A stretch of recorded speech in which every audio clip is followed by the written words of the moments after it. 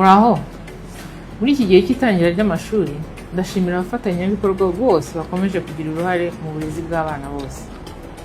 Hari byinshi twishimira tumaze kugeraho dufatanyije. Inyasi media. Gusa nanone turacyafite urugendo. Imibare yerekana ko tugifite abana batitabira ishuri ndetse n'abandi baritaye ku mpamvu zitandukanye.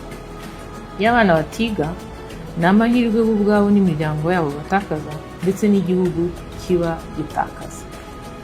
Ndasaba buri wese, ababyeyi, abayobozi b'ibigo by'amashuri, abarimu, abayobozi b'inzego z'ibanze, abayobozi b'amadini n'amatorero, imiryango itegamiye kuri leta, abikorera, abafatanyabikorwa batandukanye mu iterambere ry'uburezi, kugira iki kibazo icyacu twese. Dufatanye kugarura buri mwana wese mu ishuri, arigumemo, yige neza nta nkomyi, twese tubigizemo uruhare. Ntitube ba ntibindeba.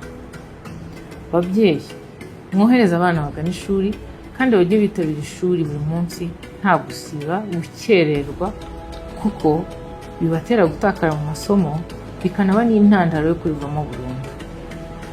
Bayobozi b'inzego z'ibanze, mudufashe kwegera ababyeyi. Aho mu isibo ntihagire umwana uta ishuri. Mu bufatanye n'ibigo by'amashuri ibi byagerwaho.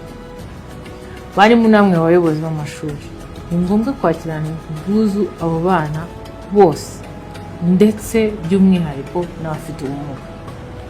Inshuti z'umuryango, urubyiruko rw'abakorerabushake, abafashamyumvire namwe bafatanyabikorwa mu burezi, nimukomeze kudushyigikira no kudufasha dukureho imbogamizi zose zibuza abana kwitabira ishuri no kwiga uko bikwiye. Twibukiranye ko kwiga ari uburenganzira bwa buri mwana. Dufatanyije twese birashoboka ko umwana wese yiga.